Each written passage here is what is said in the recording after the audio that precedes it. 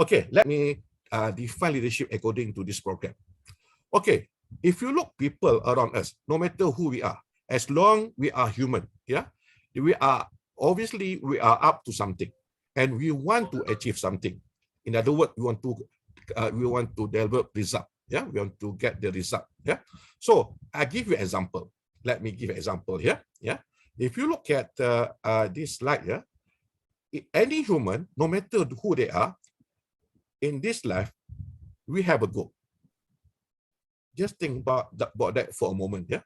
And obviously, for that particular goal, that goal could be a project, could be initiative, it could be anything, yeah. And obviously, it won't have a good result. So that's us. If you look at all of us, this is us, yeah. And whatever, in order to achieve result, obviously we need to what we call we identify or list out what are the activities that we need to do in order to turn goal into result. So I give you an example, yeah. Just an example. Let's say we have one example, one particular person, my dear friend, to deliver project XYZ within time, cost, and quality. That is one particular goal. And obviously, this gentleman or this lady would like to achieve what we call to deliver project XYZ within time, cost, and quality. So that's the name of the game. In between these two things, we have to have a series of activities in order to realize the goal. Example, this could be part of the so-called initiative that he need to do. So if you look carefully, this activity, we can divide into three main so-called cluster. Yeah, this so-called activity, in order to realize the goal, we can divide it into three main cluster. Yeah. So what are those clusters? Yeah. Okay. Group number one is what I call planning the future. I think if you look at our own work, no matter what we are doing, if you look back what we have done before, this has happened to us. Secondly, is about care to engage. Cik Azman tadi cakap pasal emotional kind of thing, ya, Cik Azman. So basically, when it comes to emotional, basically is are you care to engage? This is have to got to do with your so-called your emotional. In many cases, future, I go back to future, it got to do a lot with your intellectual. Yeah. And then when come to what we call to the last cluster or last group, it is what we call commit to deliver. This basically is on your action. Yeah. So in other words, for whatever activity that we do, there are three main group activities. First, plan the future, care to engage, and last but not least, commit to deliver. Tuan Azman, ada komen tak tentang apa yang nampak kat sini? What is your comment? Is it make sense to you ataupun you have other idea here? This is very solid. I like the three category that you put. It's so consolidated, and yeah, I'm impressed with this. The plan, the future, care to engage, commit to deliver. That's the keywords. Perfect. Cik Azman, if I don't mind, I engage with you with some discussion. Yeah. Sure. Many of us, when we look back, whatever we are doing, sometimes we may do the planning. Sometimes then we go for delivery, but we forgot to engage. And some people, they may engage and try to deliver, but they forgot to plan. It could be, there are many kind variation of, how we go back. But at the end of the day, if we able to fulfill all these three areas, God willing, we're able to achieve our goal. Setuju? Yes, totally agree. Okay, that is, if you agree with that, Cik Azman, I would like to define leadership. What is leadership then? According to this program, definition of leadership basically is plan the future, care to engage, commit to deliver. That is leadership. And again here, you compare whatever answers given just now. Some people, they focus more on engagement. They forgot about planning. Some of your answer just now maybe focus on delivering.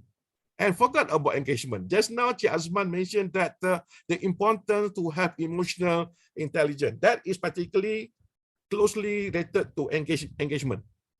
So the moment, whatever activities that we do, have all these three elements, basically you are what I call, you are leading the project. Follow me? Yeah.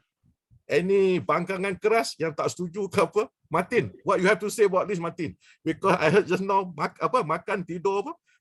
Eat, sleep, repeat. Eat, sleep, repeat. Repeat. Okay. Maybe you would like to, maybe Martin, you would like to give your point of view here. You see, it is perfectly fitting. Eat, sleep, repeat. Huh? So plan the future, engage, commit to deliver. So, no, just kidding. No, I think it's very valid that leadership, especially when we put this in the context of organization, I would see that would be the way how leader can work, or how leadership should work in the so-called normal times.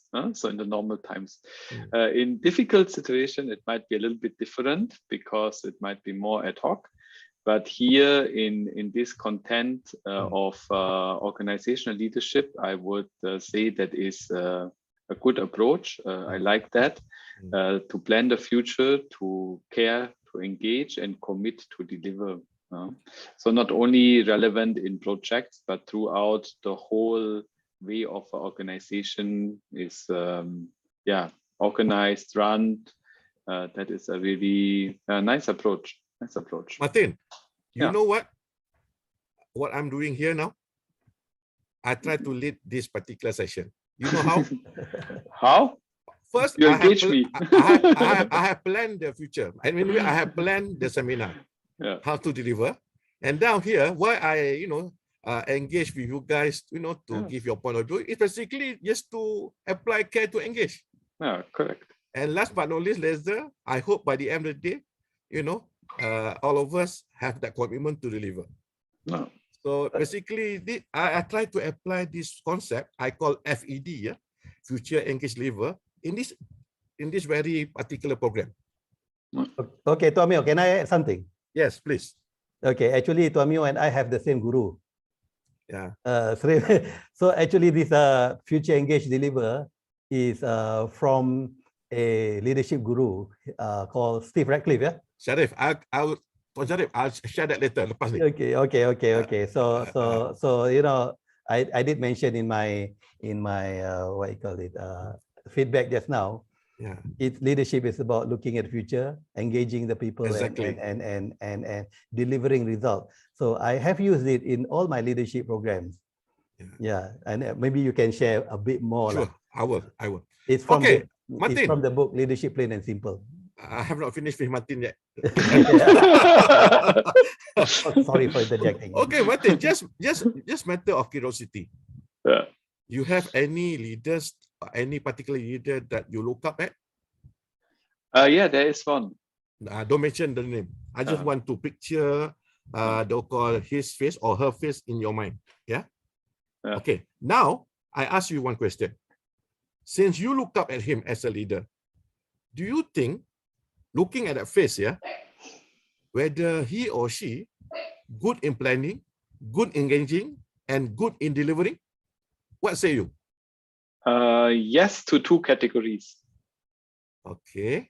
Some category that was a little bit of weakness, but can compensate with others. So that is what we normally do. Yeah. Good. So it's not that expecting that you need to fulfill every three categories to the best. But two, I would strongly agree and maybe I'm very blessed in that sense, that most of my mentors have fulfilled at least two. So sometimes in one category we always have a little bit of weakness, but in this way, I would say I was very blessed to have these mentors with me. Okay, Martin, if I, based on your input, what can I say here? Though your particular leaders, that the one you look up at, may have only 2 out of 3, but reality-wise, maybe that particular thing is not his strength or her strength. He leveraged on others. he knows how to leverage others so that at the end of the day, he complete the loop.